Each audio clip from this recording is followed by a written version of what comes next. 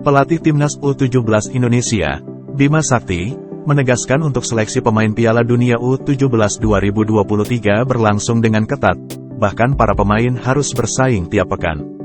Timnas U17 Indonesia memang telah menjalani pemusatan latihan, TC, di Jakarta. Dalam TC ini telah dipanggil sebanyak 34 pemain baik talenta muda lokal maupun diaspora. Meski dari 34 pemain baru hanya 33 yang bergabung dalam TC kali ini.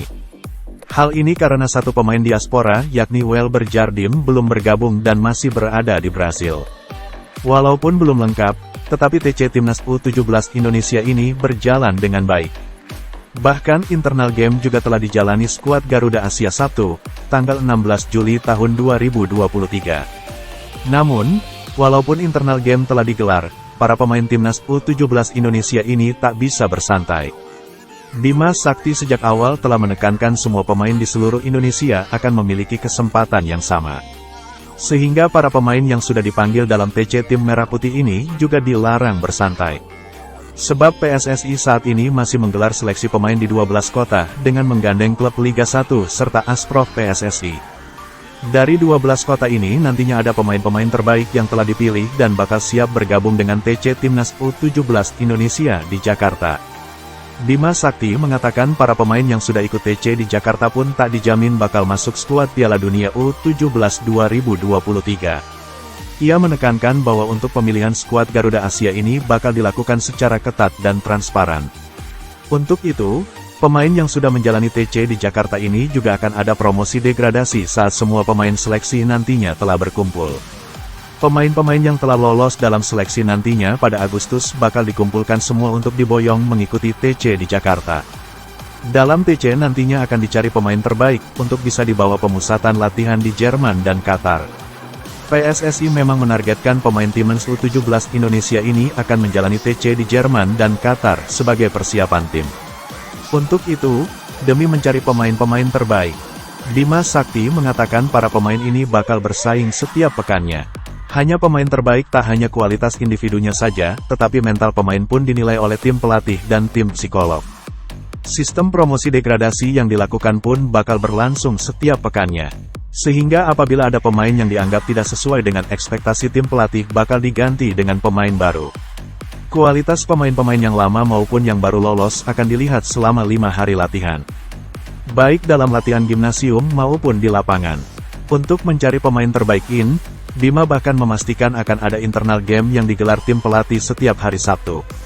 Sebab kerjasama tim juga akan menjadi salah satu penilaian.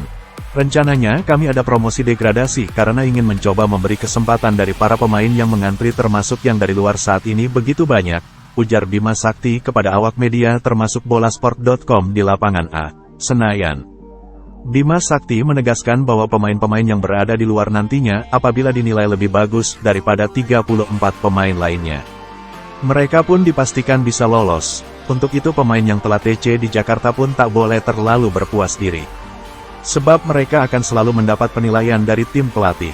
Agar tetap bertahan di tim, para pemain ini harus terus bersaing untuk bisa mengamankan posisi di skuad Piala Dunia U17 2023. Saya akan memilih pemain yang terbaik dan sesuai kriteria yang saya tentukan, ucap Bima. Kalau memang mereka bagus dibandingkan anak-anak yang sudah ada ya akan saya ambil, lanjutnya. Tak hanya soal skill saja, Bima pun menjelaskan bahwa ada beberapa catatan yang diinginkan. Untuk menghadapi Piala Dunia U17 yang bakal berlangsung pada 10 November-2 Desember tahun 2023 ini. Para pemain yang dicari yakini dengan beberapa kriteria yang tinggi, yakni dari tinggi badan hingga kualitas individu. Terkait kualitas individu tentu saja penting, tetapi apabila memiliki tinggi badan hingga mencapai 180 cm sangat bagus. Sebab tim lawan-lawan di ajang 2 tahunan itu nantinya lebih tinggi-tinggi. Oleh karena itu, ia ingin memiliki kiper dan bek yang tinggi bisa mencapai 180 cm. Ini sangat penting menurutnya apabila nantinya ketemu lawan yang memiliki postur tubuh lebih tinggi dari pemain-pemain Indonesia. Kami sudah sampaikan bahwa kriteria utama pasti kualitas kemudian sesuai posisi. Postur tubuh harus seperti bek, kiper mutlak 180 cm ke atas, kata Bima Sakti. Ia pun tak lupa mengingatkan bahwa persaingan setiap pekannya akan dilakukan oleh tim pelatih. Dipastikan setiap pekannya akan ada 5 pemain yang dimasukkan dan pulang dari TC Timnas U17 Indonesia. Hal ini karena akan diambil pemain berkualitas terbaik, dan yang dinilai tak sesuai ekspektasi langsung dicoret dan kembali ke rumah masing-masing. Setiap pekannya dari awal ada 34 pemain, ada yang dipulangkan 5 nanti ada yang masuk, tutur Bima Sakti. Ini artinya mereka harus mendevelopment kemampuan mereka, pungkasnya.